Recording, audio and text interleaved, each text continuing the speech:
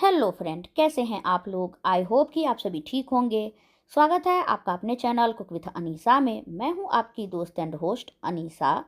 तो फ्रेंड्स, अगर आप रोज़ रोज़ की रोटी सब्जी खा के बोर हो गए हो, कुछ चटपटा खाने का मन कर रहा हो जो कि टेस्टी के साथ हेल्दी भी हो और घर के सामानों से बन के तैयार हो जाए, तो आज की रेसिपी बिल्कुल वैसी ही है। बहुत ही इजी, बहुत ही टेस्टी और साथ में बहुत ही हेल्दी। तो अगर आपको आज की ये रेसिपी पसंद आए तो प्लीज़ मेरे चैनल को सब्सक्राइब कर लें और मेरी रेसिपी को अपने फैमिली फ्रेंड्स के साथ ज़रूर से शेयर करें। तो इस रेसिपी के लिए यहाँ पे मैंने ले लिया है थोड़े से पालक के पत्ते, जिसे मैंने पहले से बढ़िया से धो लिया है ताकि इसमें कोई भी गंदगी ना रहे। और इसे हमें चॉप कर लेना है। तो इसके जो साइड वाले डंठल हैं ना, जो काले वाले हो जाते हैं, इसे हमें हटा देना है। और इसके बाद जो बाकी के पत्ते हैं, इन्हें हमें रफली चॉप कर लेना है। अगर थोड़ी सी मोटी डंठल हो तो उसे ज़रूर से हटा दीजिएगा, मोटी डंठल बिल्कुल मत डालिएगा। तो इस तरह से देखिए, रफली ही चॉप करेंगे तो सारे पत्ते जितने मेरे पास हैं सभी को हमें इसी तरह से रफली कट करके तैयार कर लेना है। तो ये देखिए, यहाँ पे मैंने इतने सारे काट के तैयार कर लिए हैं। तो चलिए, अब यहाँ पे मैं ले रही हूँ मूंग दाल। तो यहाँ पे आधा कप मूंग दाल को मैंने भिगो के छोड़ दिया था 3 से 4 घंटे के लिए, जिससे कि ये अच्छी तरह से सोख हो चुका है। आप चाहें तो थोड़े से गुनगुने पानी में इसे डाल के ढक के छोड़ सकते हैं, जिससे कि 1 घंटे में ये तैयार हो जाता है। तो एक बार वापस से धोने के बाद इसे मैंने ले लिया है। इसका एक्स्ट्रा पानी जितना था उसे मैंने हटा दिया है। अब यहाँ पे मैंने ग्राइंडिंग जार ले लिया है। इसमें हमें दाल को ऐड कर देना है।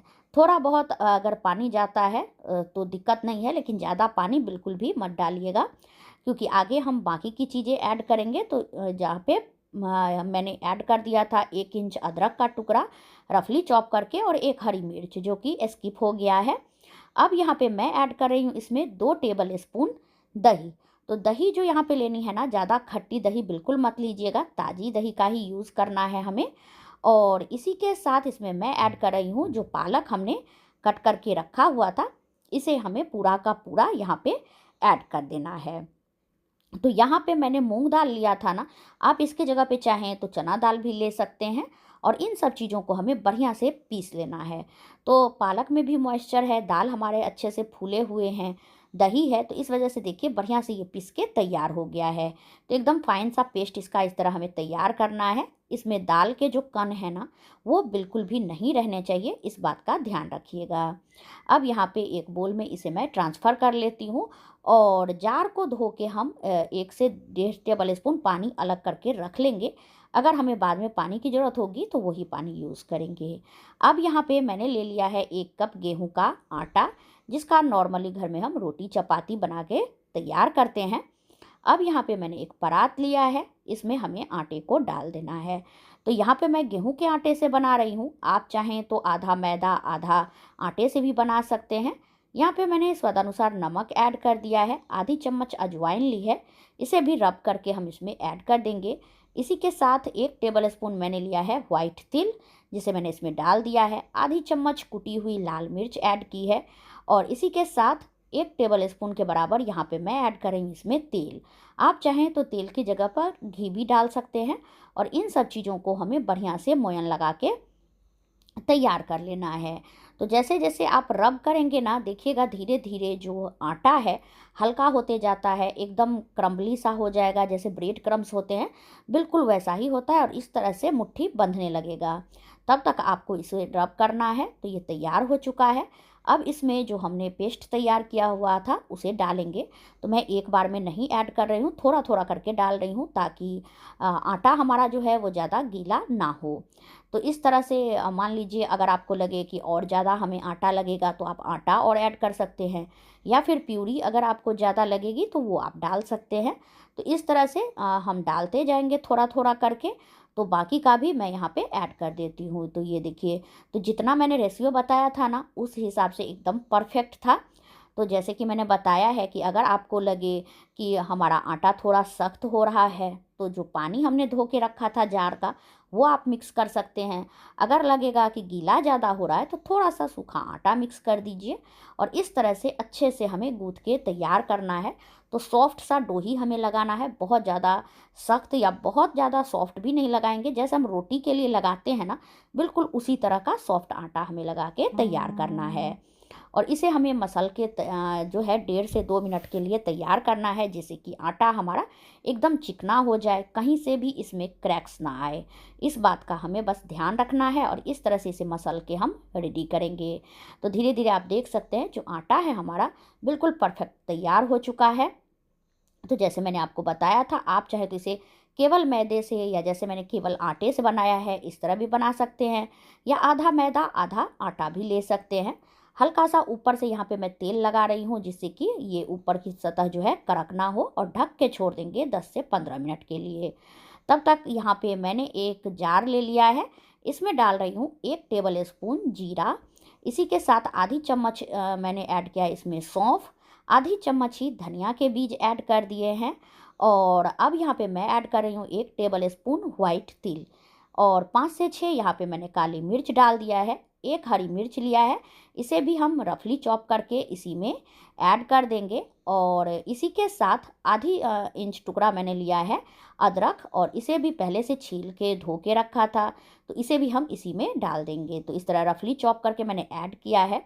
यहाँ पे थोड़े से मैंने मूंगफली लिए हैं, जो कि रोस्टेड मूंगफली है, और थोड़े से यहाँ पे मैंने चना लिया है।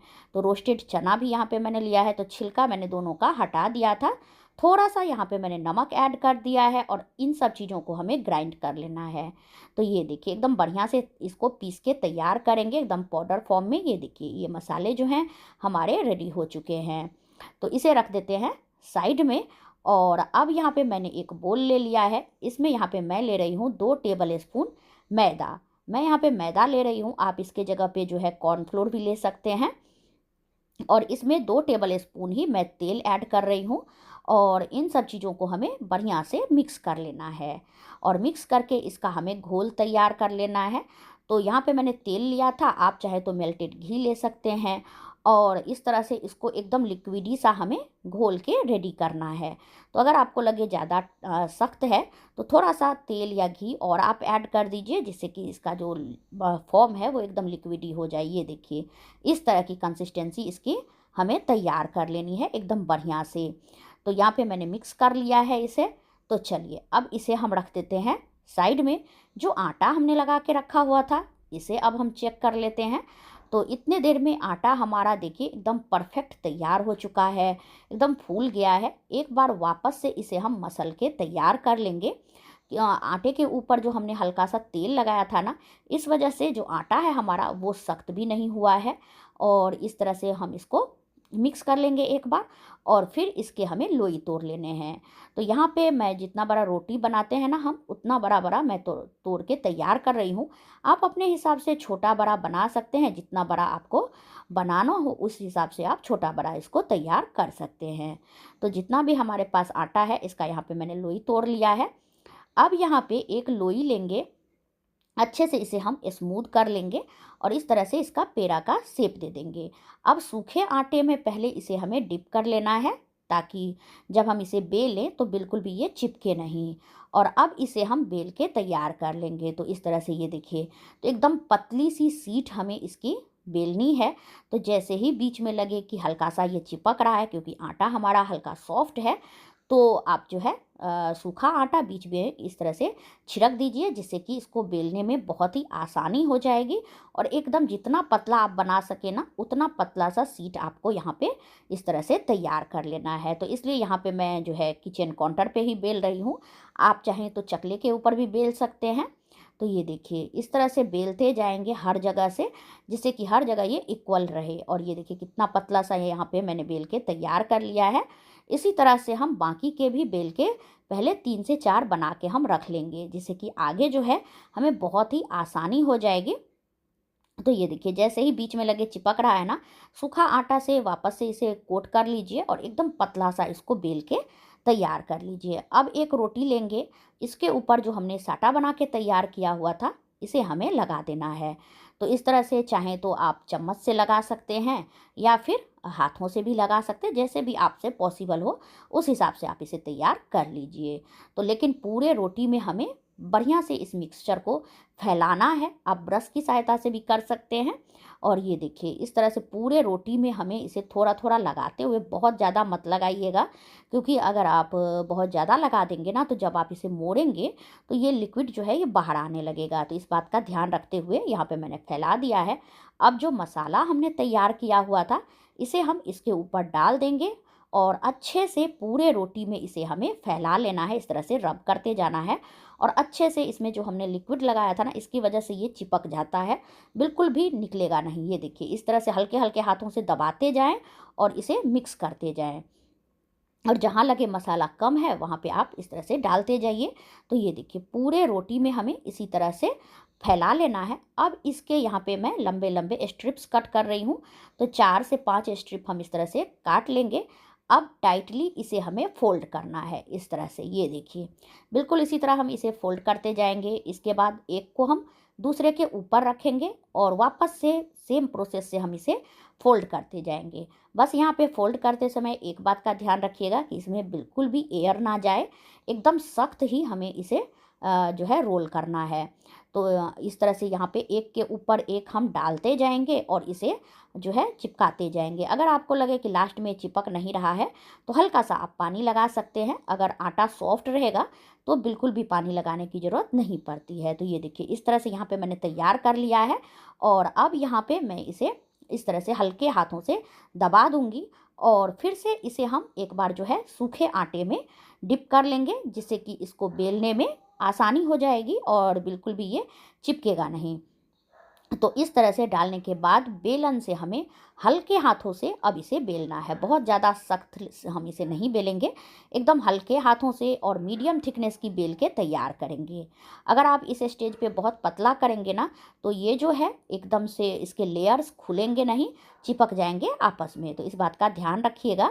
और जैसे ही आपको लगे कि थोड़ा सा भी ये चिपक रहा है तो इस तरह से हम इसे हल्का सा सूखा आटा लगा देंगे और घुमाते हुए इसको बेल के तैयार करेंगे एकदम मीडियम थिकनेस की। तो चलिए इस तरह यहाँ पे मैंने तैयार कर लिया है। सेम प्रोसेस से हम दूसरा भी बना लेंगे। तो इसी तरह देखिए पहले हम जो साटा हमने तैयार किया था इसे हमें लगा देना है पूरे रोटी पे अच्छे से। ये देखिए इस बार मैं हाथ से दिखा रही हूँ, इस तरह हाथों से फैला लेंगे। इसके बाद जो हमने मसाला तैयार किया था उसे डाल देंगे पूरे रोटी पे, बढ़िया से इसे हम चिपकाते हुए फैला लेंगे। और अब इसके हमें इसी तरह से स्ट्रिप कट कर लेना है और इसे हमें एक के ऊपर एक इस तरह से रोल करते हुए डालते जाना है। पहले वाले को पहले रोल करेंगे, उसके बाद ही दूसरे के ऊपर डालेंगे, जिससे कि बहुत ही आसानी हो जाती है। और इस तरह से जो लच्छा पराठा बनता है ना, बहुत ही ज़्यादा लच्छेदार बनता है, एक एक परत जो है खुल के आता है। तो इस तरह से यहाँ पे मैंने दूसरा भी तैयार कर लिया है और इसे भी सेम हम अब आटे में डिप कर लेंगे, सूखे आटे में। और इसे भी मीडियम थिकनेस की हमें बेल के तैयार कर लेनी है। तो पहले 3 से 4 इस तरह से बेल के रेडी कर लें। और जो देखिए ये लास्ट में निकल रहा है ना, इसे हम दबा देंगे अंदर की तरफ, तो एकदम आसानी से ये चिपक जाता है, बिल्कुल भी निकलेगा नहीं। और ये देखिए एकदम आराम से हमें इसे बेल के तैयार कर लेना है। तो इसी तरह यहाँ पे मैंने तैयार कर लिया है। चलिए अब यहाँ पे मैंने चढ़ा लिया है तवा। तवे को हमें हल्का सा पहले गरम होने देना है और जैसे ही तवा गरम हो गया है एक पराठा मैंने इसके ऊपर डाल दिया है। अब एक साइड से पहले इसे हम पकने देंगे। शुरू में हमें इसमें घी तेल कुछ भी नहीं लगाना है, इसी तरह से हमें इसे पकाना है। और ये देखिए कितना बढ़िया सा इसका कलर आया है। थोड़ी थोड़ी देर पे इसे हम घुमाते रहेंगे, जिससे कि हर जगह से ये इक्वली पके, कहीं से भी कच्चा ना रहे। अब देखिए दोनों साइड से अच्छे से स्पॉट आ गया है। तो अब यहाँ पे मैं इसमें डाल रही हूँ घी। तो यहाँ पे मैं घी में बना रही हूँ। आप चाहें तो इसे तेल में बना सकते हैं और बटर में बना सकते हैं, जैसे भी आपको अच्छा लगे या सुविधा हो उस हिसाब से आप तैयार कर सकते हैं। इसे हमें दोनों साइड से घुमाते हुए इस तरह से पका लेना है। अगर आप थोड़ा सा सॉफ्ट पसंद करते हैं तो थोड़ा जल्दी निकाल लीजिए। अगर आपको थोड़ी सी क्रिस्पी पसंद हो तो आप थोड़ी देर इसे ज़्यादा पका के फिर निकालिएगा।